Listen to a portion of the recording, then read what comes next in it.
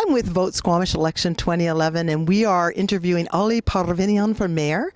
This is part one of a two-part interview. Stay with us. I'm with Auli Parvinian. Did I say that right, Auli? Parviainen. Parviainen. It's beautiful. What is that name? That is a Finnish name. Finnish. Okay. So, and we are speaking to her on her bid to become the next mayor of Squamish. So, tell me a little bit about yourself, Auli. This is my first time meeting you, so it might be the first time for others. Tell me about yourself.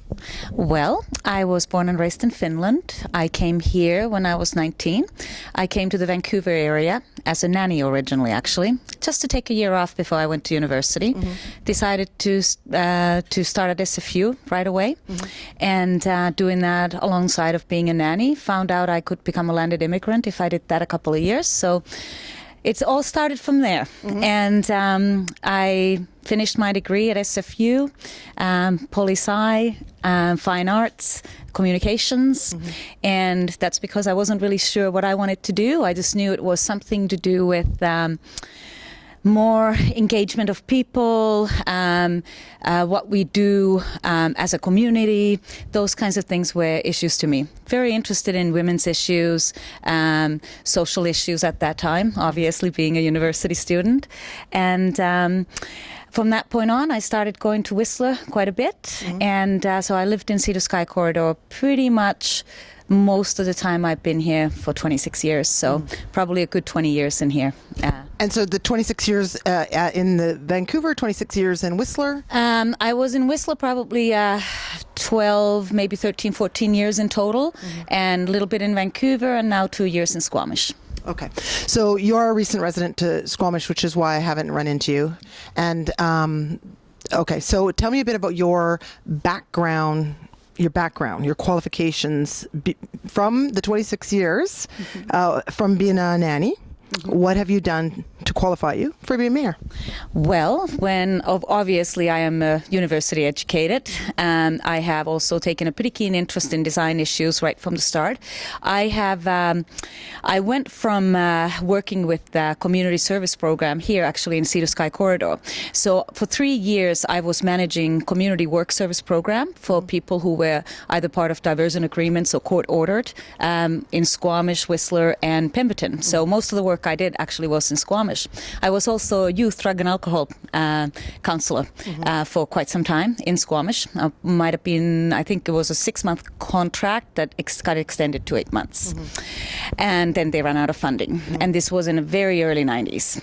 After that, I started we relocated to Vancouver, and I continued working with Elizabeth Fry Society. So that is a very well-known non-profit organization that tackles a lot of women's programs, correctional issues. That's where the organization started.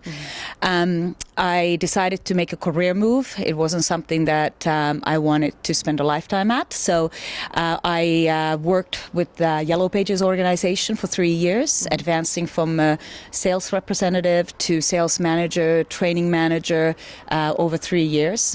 Was ready to make a move and start my own business again, which I'd always had something going on the side, and came to Whistler and started little by little started my own event company, which was probably about 10 years in the making in total.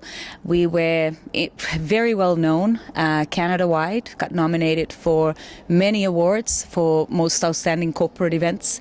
We were known for our innovative events. We still have many events that no one has ever been able to duplicate, and it is definitely working a little bit more with outside of the box thinking and giving people experiences that really communicate something about a brand. Worked with large international corporations, selling very intangible event concepts, providing event design and production, very responsible for large budgets, and obviously under extreme timelines. We also had a thriving wedding business, and we're nominated for Best Wedding in Canada several times in a row.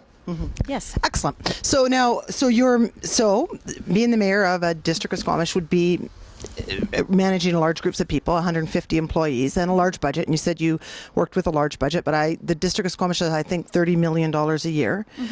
So have you ever managed large groups of people? What is your knowledge of union contracts, that sort of thing? How would you feel with that? What's your experience? Well, first of all, I have a pretty big educational background already, coming from political science. So I feel very comfortable with it, actually. And I have managed my own company, had upwards of 40 people at times working. I've also, when you're looking at large events, you're actually managing about 1,000 people at times, and those were some of the larger events that we did do. And those are heavy responsibilities because a very small mistake that a relatively inexperienced person makes is all your responsibility under extremely challenging time constraints. So I think that it is precisely that part of me that makes me ideal as a mayor, and obviously being able to look at union contracts, which I'm well familiar with, as well as managing people. Now, I should clarify, though, that the council and the mayor only really have one employee, and that's the chief administrative officer. It is the chief administrative officer that has a staff, very large staff at the district. So there is a certain hierarchy in our municipal government, and we must respect that as well. Absolutely. So then you got confused. I got confused, and I'll tell you why. It's because your eyes are quite beautiful, and I'm wondering, is that where the blue on your signs came from? Well, perhaps blue has been my favorite color. It's probably because my mother always said, "Wear blue because it goes with your eyes." Okay. And we could talk about what you're wearing, because you said it was all shop local, but we're not going to, because that's got nothing to do with getting a vote, I would think. People would want to know a bit more about you. So let's talk about the signs. We'll go to the signs and we'll talk about that. So they're unique. I think it's clear that communication and thinking outside the box is a specialty for you, because they're unique. I don't think I've ever seen anybody do that with messaging quite the way that you've done it. And I think that's eye-catching. I think it's going to get people's attention. I think that's unique. But I've also heard people criticize some of the comments, and one of them would be, can you imagine this street full of pedestrians, and we have that on a trucking route. So that's, for anybody who has a trucking company, that was a big red flag. People were getting excited. How would you speak to that? Well, actually, I don't think it was a more of a question, actually, that was presented to me anyway. So if anybody has some concerns about it, there's one person that has expressed that so far, and I promptly answered it. The precise intent, in all fairness, the sign went where we were able to place it. But I am glad that that's where it was, because it actually raises a very important question about our trucking route, which is currently going on Loggers Lane right in the middle of our downtown. It's probably not something that is very usable for the industry, especially Squamish terminals right now.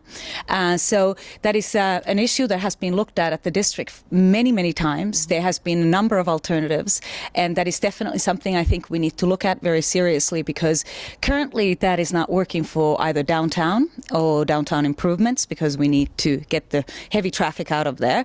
But also it's not working for the business. So we need to... Which business? Well, Squamish terminals being one of them, because it is a trucking route and their main access. So I think it is very important for us to start looking at how do we facilitate business needs the same way, and that works at every level, obviously. So, okay, so I wasn't thinking of Squamish terminals, but Squamish terminals would be one for sure. So getting out of downtown for Squamish terminals would be difficult. You're right, it's difficult. I think that's a long-standing difficult issue. Do you have a thought about where else the trucking route might go? I'm all about community feedback. So I have already engaged in this conversation with a number of people, but I would be very uncomfortable saying, because it's not about what I think it should be. I think we have a number of people that have a very compelling view on this issue, starting from obviously the 7th Avenue access, and there's a number of options, possibly even downtown.